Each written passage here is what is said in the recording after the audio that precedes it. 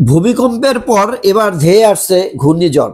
2 দিনে 4বার ভূমিকম্পের পর এবার বঙ্গোপসাগরে ঘূর্ণিঝড় সৃষ্টির আশঙ্কা দেখা দিয়েছে। দক্ষিণ পূর্ব বঙ্গোপসাগরে একটি দুর্বল নিম্নচাপ তীব্রতর হয়ে সুস্পষ্ট নিম্নচাপ অঞ্চলে রূপ নিয়েছে, যা আজ সোমবার আরো শক্তিশালী হয়ে নিম্নচাপে পরিণত হতে পারে। গতকাল বিকালে কানাডার সাসকাচুয়ান বিশ্ববিদ্যালয়ের আবহাওয়া ও জলবায়ু বিষয়ক পিএইচডি বিষয়ক গবেষণা মোস্তফা কামাল পলাশ এ তথ্য জানান। ভূমিকম্পে আতঙ্কিত নয়, জরুরি সচেতনতা।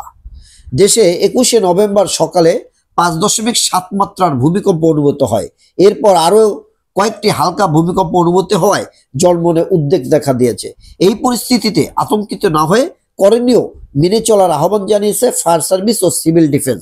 গতকাল বিকালে এক বিজ্ঞপ্তিতে ফায়ার সার্ভিসের ভারপ্রাপ্ত কর্মকর্তা মিডিয়া সেল শাহজাহান সিকদার এ তথ্য জানান। প্রবাসে শ্রমিকদের অদৃশ্য মানসিক মহামারী, অস্বাভাবিক মৃত্যু বাড়ছে, নীতির অভাবে সংকট আরো ঘনীভূত। সিলেটে লড়াই বিএনপি জামাত, কার সঙ্গে কার লড়াই? হাসিনাকে ফেরত ভারতকে আনুষ্ঠানিক চিঠি।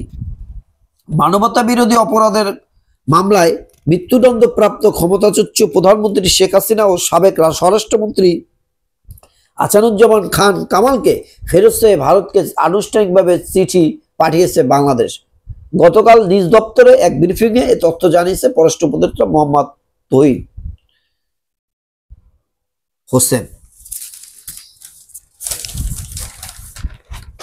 ভোটে জোটের নতুন হিসাব, বিএনপি জামাত এনসিপি বাম দলের আলাদা তৎপরতা।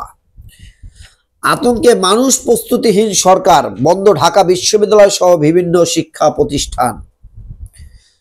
সেনাপ্রধান বললেন, সুষ্ঠু নির্বাচনে ইসিকে সর্বাত্মক সহযোগিতা করা হবে।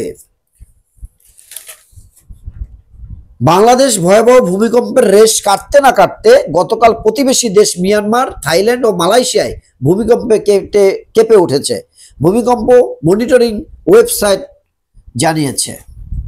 স্বস্তির বার্তা দিল আবহাওয়া অধিদপ্তর। দেশের সাম্প্রতিক কয়েকবার ভূমিকম্পের ঘটনায় জনমনে আতঙ্ক তৈরি হলেও সাধারণ জনগণকে স্বস্তিতে থাকার আহ্বান জানিয়েছে বাংলাদেশ আবহাওয়া অধিদপ্তর বিএমডি। ইমাম, খতিব ও মুয়াজ্জিনের জন্য সম্মানীর ব্যবস্থা। বিএনপি ভারপ্রাপ্ত চেয়ারম্যান তারেক রহমান বলেছেন, আগামী জাতীয় নির্বাচনে জনগণের ভোটে দেশ পরিচালনার দায়িত্ব পেলে ইমাম, খতিব ও মুয়াজ্জিনের জন্য স্থায়ী সম্মানী ভাতার ব্যবস্থা করা হবে। তাদের জন্য সার্ভিস রুল করা হবে। ক্ষমতায় গেলে মহানবী সাল্লাল্লাহু আলাইহি ওয়াসাল্লামের আদর্শ অনুসরণ ইনসাফ ভিত্তিক বাংলাদেশ গড়া হবে। গতকাল দুপুরে রাজধানীর আগারগাঁওয়ে বাংলাদেশ চীন মৈত্রী সম্মেলন কেন্দ্রে সম্মিলিত ইমাম খতিব জাতীয় সম্মেলন 2025 প্রধান অতিথির ভার্চুয়াল বক্তৃতায় এক অঙ্গীকার ব্যক্ত করেন তারেক রহমান। এ সময় তিনি স্বাধীনতা রক্ষায় আগামী নির্বাচনকে খুবই গুরুত্বপূর্ণ উল্লেখ করে সবাইকে ঐক্যবদ্ধ থাকার আহ্বান জানান। বিএনপির এই শীর্ষ নেতা বলেন, আলেমরা সমাজ সংস্কারক, আগামী নির্বাচনে ইমাম খতিব সহ সব আলেমদের সমর্থন চাই। আজকের মতো এখানেই বিদায় নিচ্ছি। আসসালামু আলাইকুম।